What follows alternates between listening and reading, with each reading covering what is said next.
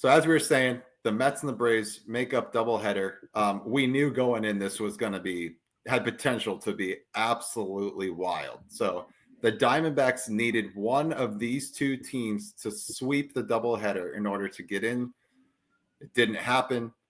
The Mets win game 1, Braves win game 2. So let's start off with a wild game 1. Ozzie Albies gets up, makes it 2-0 early for the Braves, and then pretty uneventful for the rest of the game until the 8th inning. The Mets get up. Jose Iglesias ties the game on a single down the right field line. Great at bat. I mean, they said it great on the broadcast. It was such a professional AB. Takes a hard fastball on the outside corner, just lays it into right field. Ties the game. Nimmo hits an absolute moonshot to cap off a 6-run inning for the Mets. Braves come back, get a base-clearing double, bases-loaded double from, again, Ozzie Albies. It was the Ozzie Albies show for most of that game. Absolutely. And Braves take the lead 7-6. And then Frankie Lindor in the top of the 9th gets up, hits a 2-run shot to take the lead. Edwin Diaz back basically mangled, right? Like his back is a mess, right? Yeah. He hit it, and you could see the grimace on his face. Yeah, he winced. Yeah. And it leaves the ballpark. Mets win game 1, 8-7. Wild game. Yep. And that is exactly what the MLB wanted, right? When they put in that 1-game wild card a few years back, this is the type of atmosphere they wanted to give to fans and to provide.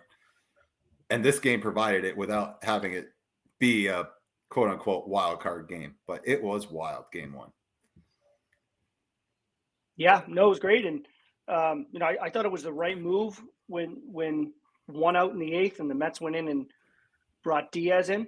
And the whole thing could have been avoided, man. 2 outs and Diaz doesn't cover the base. You got, was it Laureano? Was it Laureano that hit it? I think so, down the line. I don't remember who it was, but rifles it down the first baseline. Pete Alonso makes a pretty good play. And he's looking and Diaz isn't there. And it just kind of snowballed from there. You get first and third after that play, then you get a walk, bases loaded, then Albies gets up and does what Albies does, and could have been avoided, And Nick and I were actually watching that game, and we were saying, once Frankie, and I had said, like, if the Mets somehow come up and take the lead in the top of the 9th, like, I don't know if you go back to Diaz. And we were both kind of in agreement. I don't think you do. They had Stanek up in the pen. And I guess, and I heard this after the game, that they asked Edwin, and Edwin said that after Lindor hit that home run, he walked up and he was like, I got this. And they said, did Mendy fight you on it at all? He goes, yeah, he fought me a little bit, but I told him, you got to trust me. I got this shit. Like, I got this shit, and for all the failures he had in the 8th, I mean, that guy went in there and he looked pretty good in that 9th. He looked pretty good in the 9th and closed the door. But what a wild 8th and 9th inning that was, man. Wild into that game. And if Mets fans don't start appreciating who they have in the 6 hole right there at shortstop, you need they won't, though. They won't.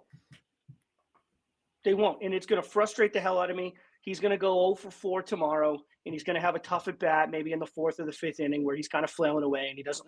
And it's going to be, what did we sign this guy for? He is an MVP. He is an MVP. He's a 30 for 30 shoo-in. He plays Gold Glove defense.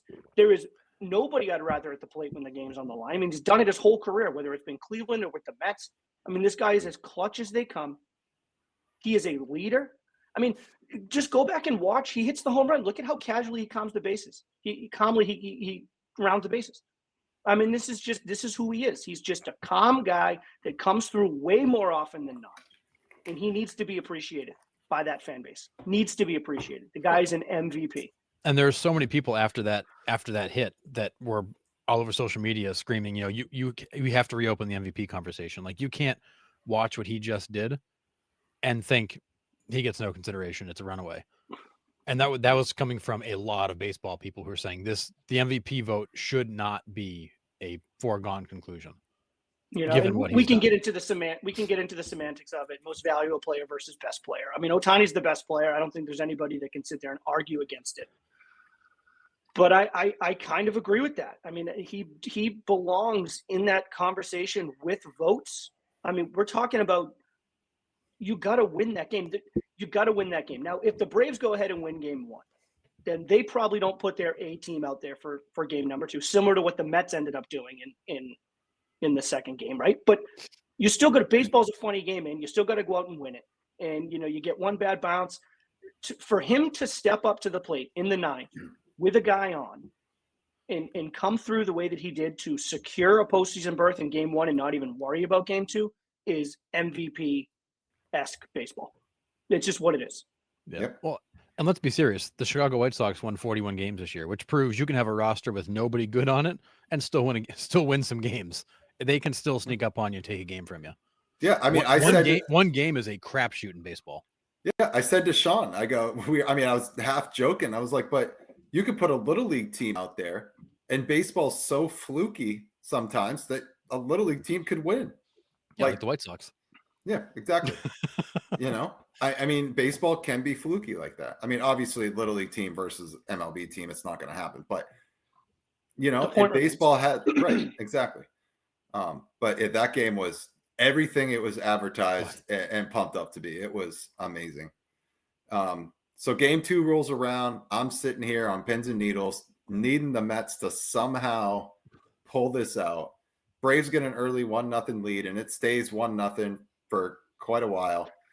And then you see they mentioned it on the broadcast that Eddie Perez kind of pulls Marcell Ozuna aside and is like, hey, dude, like, we're fighting for our lives here. You need to do something. And sure as shit, Marcell Ozuna gets up and hits a 2-run single, gives the Braves a 3-0 lead. That's all they need. So Braves clinch and head to San Diego.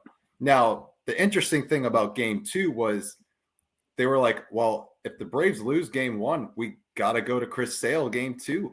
Like, we got to put our ace in there and give us the best chance to win, to clinch a playoff spot. Well, we're all expecting it. Sean and I are, we're FaceTiming, we're watching the game. And then all of a sudden they're like, oh, Chris Sale scratched because of back spasms. And we're like, there's the Chris Sale we know and love.